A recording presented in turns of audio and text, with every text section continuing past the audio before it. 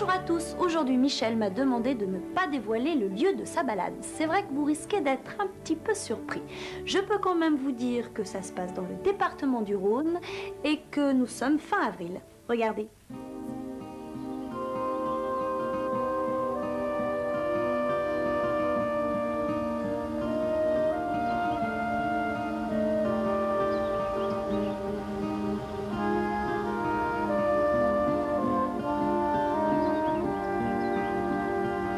Il n'y a pas de végétation sans vie, puisque la végétation est à la base de la vie.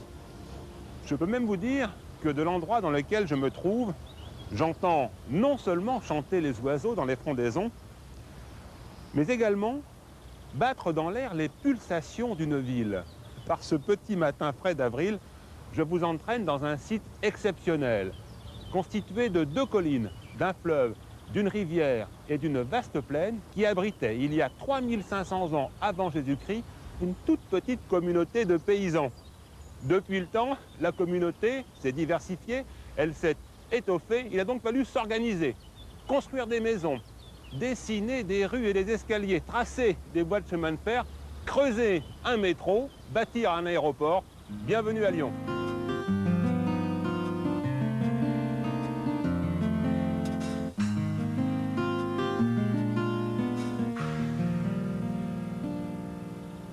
Derrière le rideau de végétation, ce ruban bleu, c'est le Rhône. Il y a même, là-bas, sur la plage de Galets, un couple de goélands. Il y en a un qui nous fait des figures. Il s'élève pour repérer sa nourriture, pour repérer en fait les déchets. Ils sont même rejoints par un chevalier.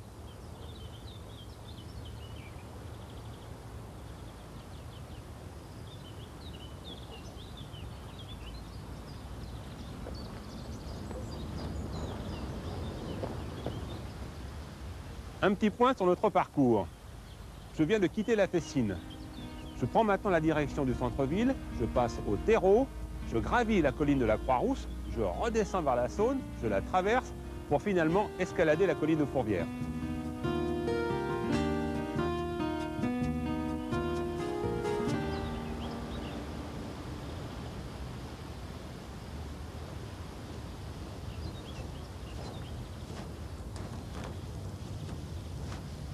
Voilà du lin, c'est sans doute le Rhône qui l'a amené jusqu'ici. On cultive cette plante depuis l'Antiquité la plus reculée. Pline l'Ancien disait que des femmes de Germanie portaient des vêtements en lin fabriqués dans les grottes du pays. On sait que sa graine contient environ 1/5 de son poids en huile, dont on connaît les propriétés émollientes. Et je peux même vous dire que chez les Spartiates, cette graine était grossièrement broyée, elle servait à nourrir les esclaves.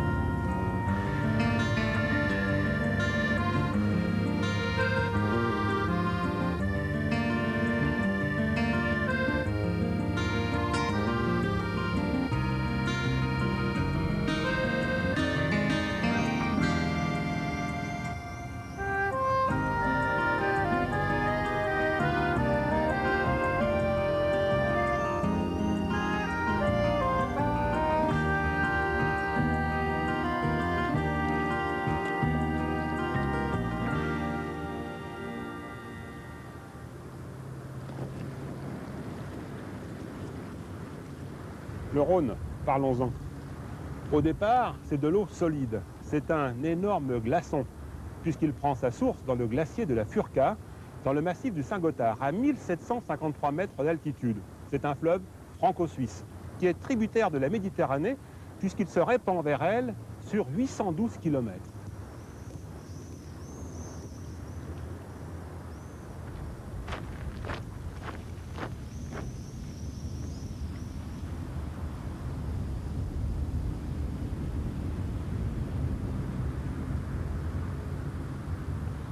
un espace sauvage au beau milieu de la ville, ce n'est pas absolument naturel. C'est aussi le résultat d'une réflexion et d'un travail accompli par des écologues urbains. Yves en est un, il va nous en parler, il nous attend un peu plus loin.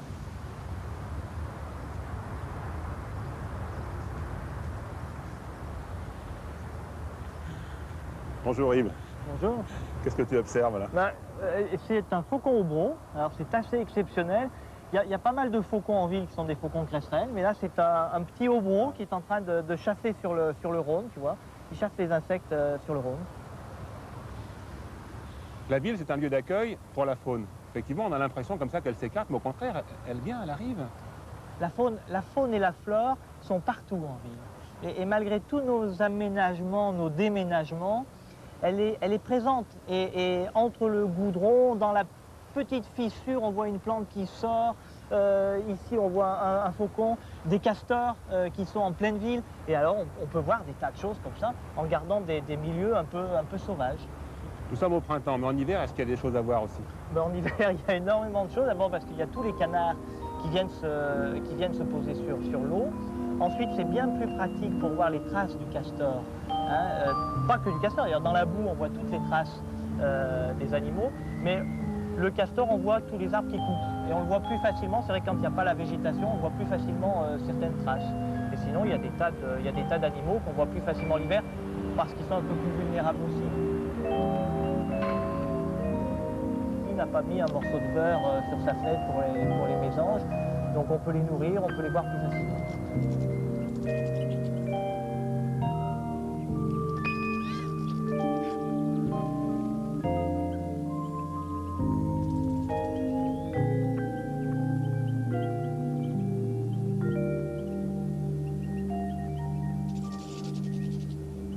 J'ai remarqué qu'il passait ici de drôles d'animaux. Il y a des hommes, est-ce que c'est bien normal? Oui, heureusement qu'il y a des hommes. On est ici en pleine ville et on ne protège pas la nature pour protéger la nature, on protège la nature pour l'offrir au regard des gens, au regard des plus curieux, de ceux qui s'arrêtent.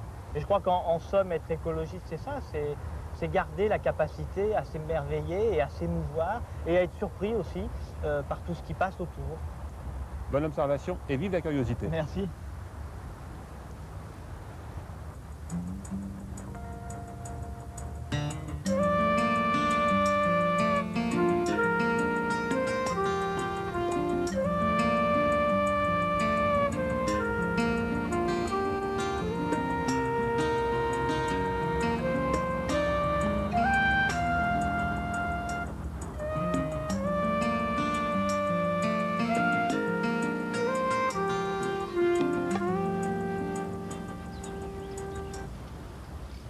Le castor européen était menacé de disparition dans certaines régions.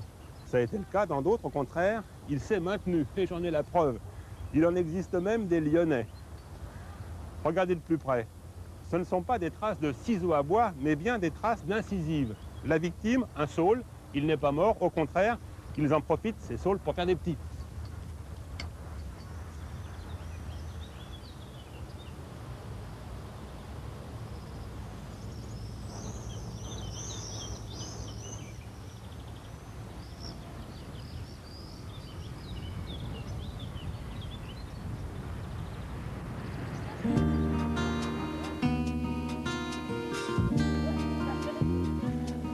Vous avez déjà observé un naturaliste? Oui.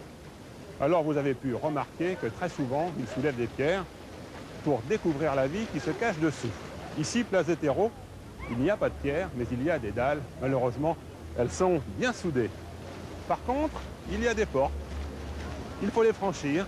Je vous invite donc à me suivre au musée des Beaux-Arts, histoire de découvrir une autre lumière, mais aussi pour honorer notre rendez-vous avec René Dejean.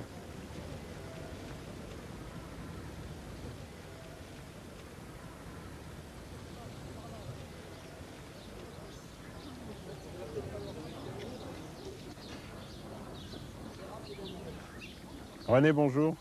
Ah, bonjour. Vous allez bien? Très bien, je vous remercie. Dans un cadre comme celui-ci, beaucoup de gens prennent l'appareil photo. Vous prenez le crayon, vous croquez. Oui, j'adore ça.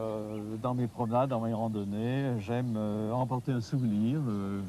J'ai toujours avec moi un carnet de croquis. Voilà. Et vous ne faites pas que croquer, vous marchez aussi. Je marche et je dois vous dire que ce que j'aime, c'est emmener les Lyonnais à travers Lyon. Ça fait 19 ans que j'emmène des Lyonnais le dimanche matin. Acceptez-vous de me servir de guide? Oh, bien volontiers.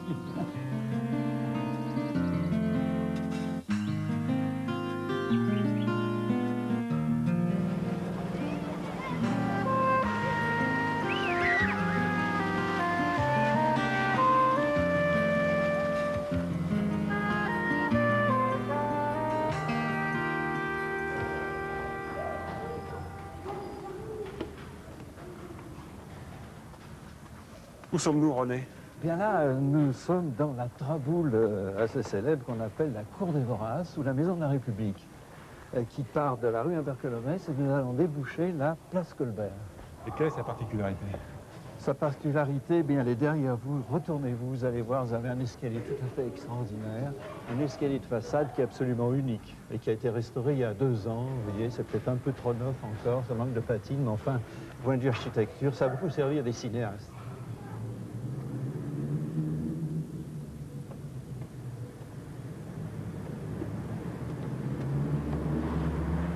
Quelle définition peut-on donner d'une traboule? Ah, une traboule. Alors, c'est un moyen d'aller d'une rue à l'autre en passant à travers des bâtiments. Il y a beaucoup de traboules comme celle-ci à Lyon? Oui. Ah ben, les grimpantes, c'est surtout à la Croix-Rousse. Alors, au cours de mes 2 ans de prospection, figurez-vous que depuis la place des Terreaux jusqu'au boulevard de la Croix-Rousse, j'en ai recensé 140. On n'aurait jamais cru. Personne n'aurait pu imaginer qu'il y en ait Et au total dans Lyon? J'en ai recensé 315, mais j'estime à peu près à 400. Oui. On peut se perdre dans les traboules? On l'a, bien sûr. C'est peut-être fait pour ça? Oui.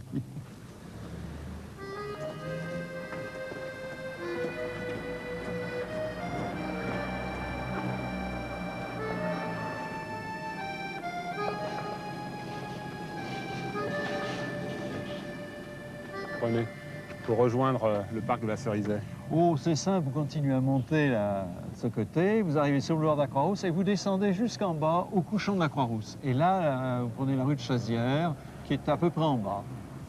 Merci. Bonne balade. Voilà.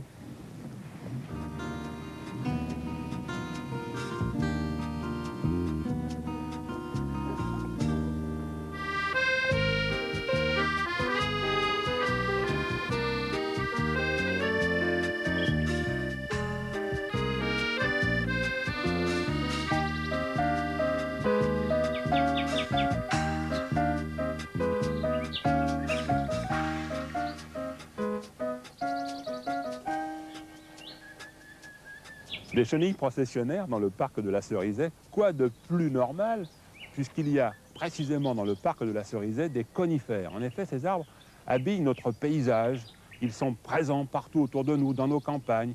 Ils occupent même une sorte de bande qui entoure la Terre et qui est presque parfaite. En tout cas, elle se situe au nord du 45e parallèle. Donc, ils sont présents ici aussi au centre de la ville. Certains d'entre eux sont très beaux, ils habillent bien aussi nos parcs, comme par exemple ce cèdre, qui est un cèdre de l'Atlas, qui donne des couleurs tout à fait intéressantes, très très belles. Elles sont changeantes en fonction du rayonnement solaire. Et l'été, il dégage un parfum tout à fait agréable. On le reconnaît bien. Il suffit de vous approcher, regardez les aiguilles, elles sont groupées en bouquets et elles se situent à l'extrémité des rameaux, souvent très courts.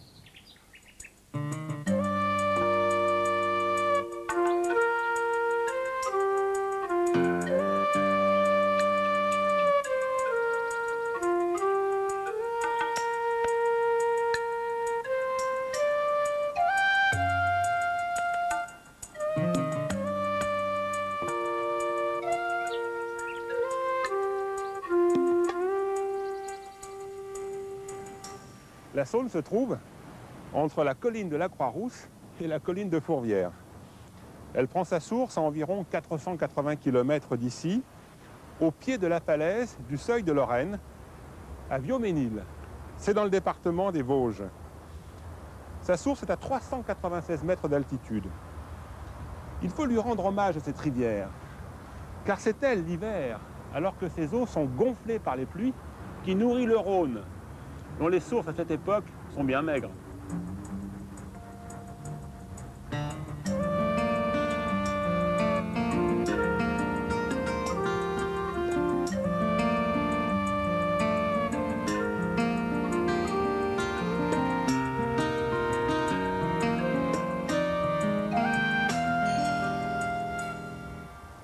La colline de la Croix-Rousse est dans mon dos. Je suis maintenant dans le Vieux-Lyon et plus particulièrement dans le quartier Saint-Jean.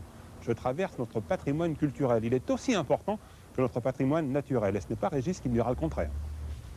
Je pense qu'on se promène à pied dans un quartier comme on se promène à pied dans une forêt ou au bord d'un fleuve. Et que ce qui est important, justement, c'est d'apprendre à voir, comme on apprend à voir un castor ou un arbre, d'apprendre à voir les richesses qu'on côtoie régulièrement. Et c'est aussi passionnant, me semble-t-il, de se balader dans une ville, à condition de le faire à pied, que de se balader dans la nature. Merci, je continue ma visite. Eh bien, Au revoir, bonne visite. Régis, Au merci. revoir.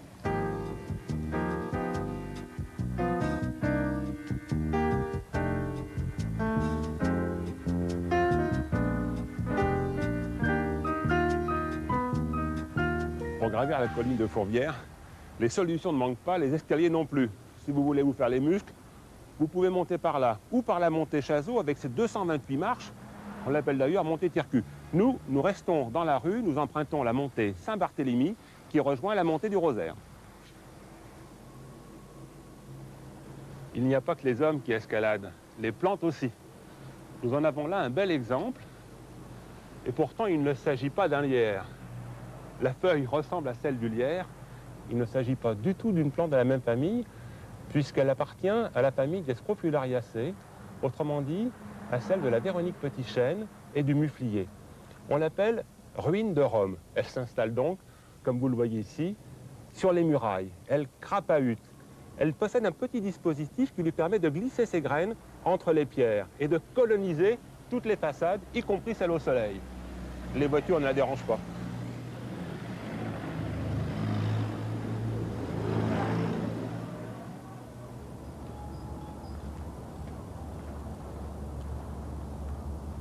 Je ne suis pas sur un classique chemin de promenade, puisque chaque année, le 8 décembre, selon un usage ancien, l'archevêque de Lyon prend ce parcours, il l'emprunte dans une procession, et du sommet de la chapelle, il bénit solennellement la ville de Lyon. C'est ce qui explique, entre autres, la présence de tous ces buis.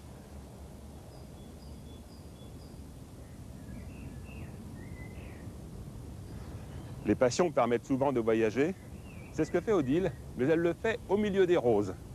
Nous lui devons en effet ce jardin du Rosaire. Je l'aperçois d'ailleurs même là-bas, elle est en train de désherber.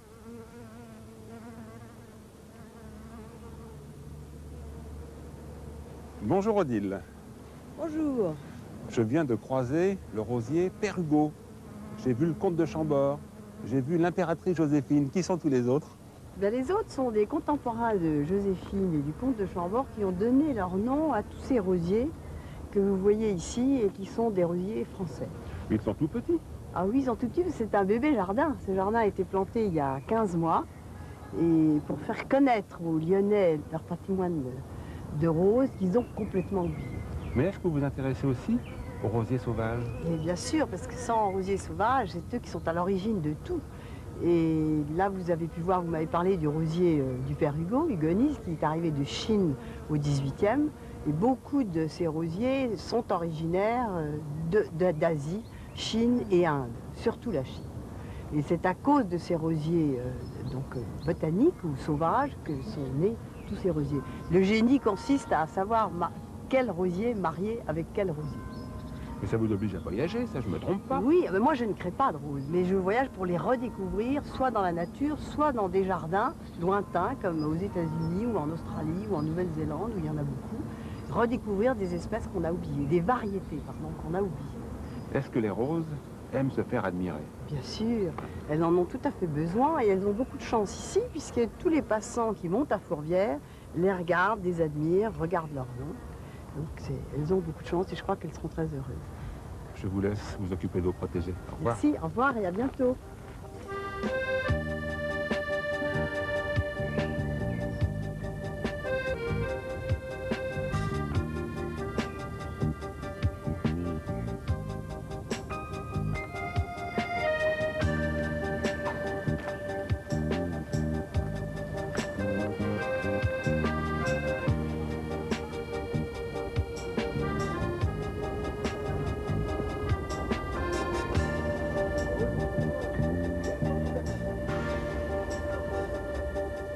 À ce stade de notre balade, malgré les rumeurs de la ville, j'ai l'impression d'être dans le bois. J'ai l'impression d'être dans la campagne, entouré par la vie sauvage. Il y a en effet des ronces, des chardons, des pissenlits, des herbes à verrues, il y a même des géraniums et du sureau.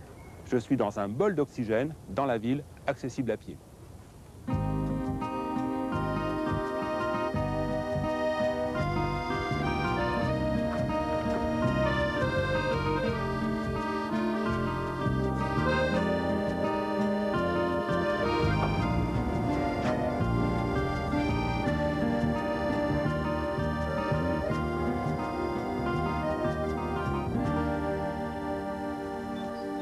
Nous approchons de la dernière étape de notre randonnée lyonnaise.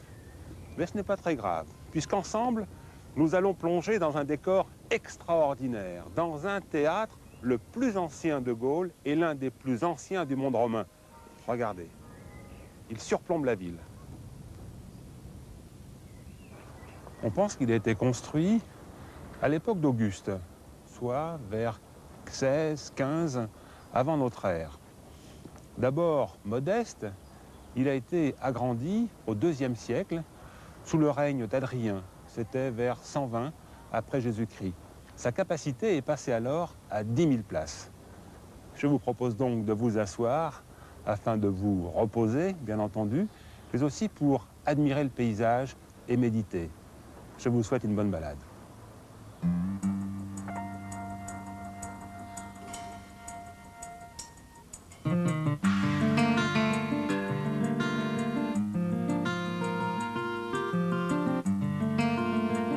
Je suis sûre que même les Lyonnais ont été très surpris aussi de trouver une nature aussi généreuse et riche au printemps comme en hiver.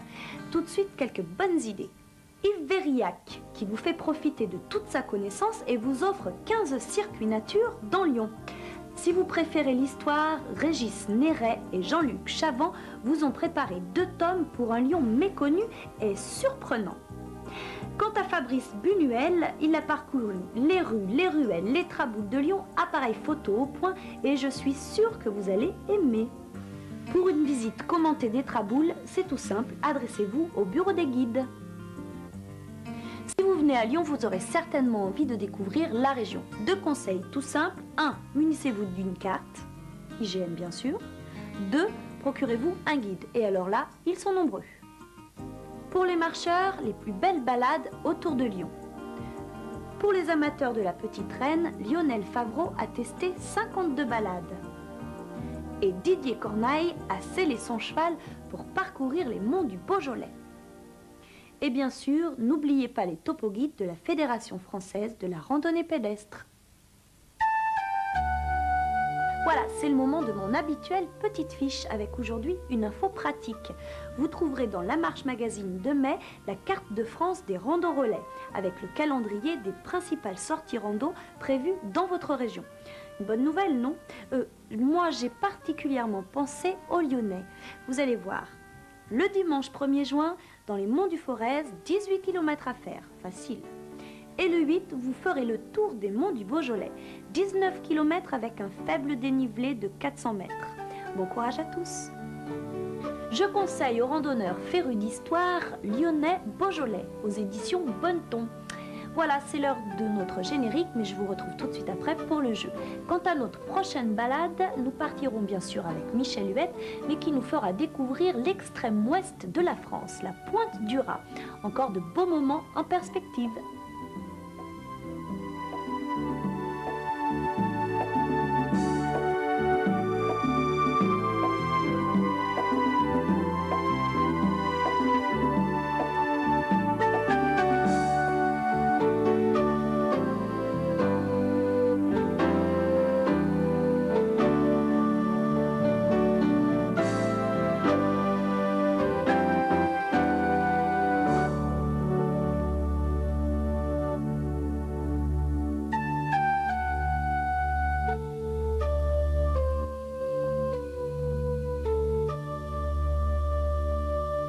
Cette semaine, c'est une question très facile pour des cadeaux très sympas.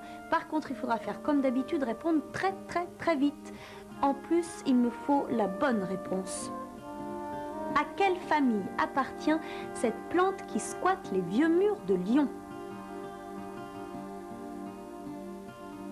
Puisque vous avez les crayons en main, profitez-en pour noter tous nos rendez-vous. Et puis, je vous souhaite à tous de faire d'excellentes balades. À très bientôt. Au revoir.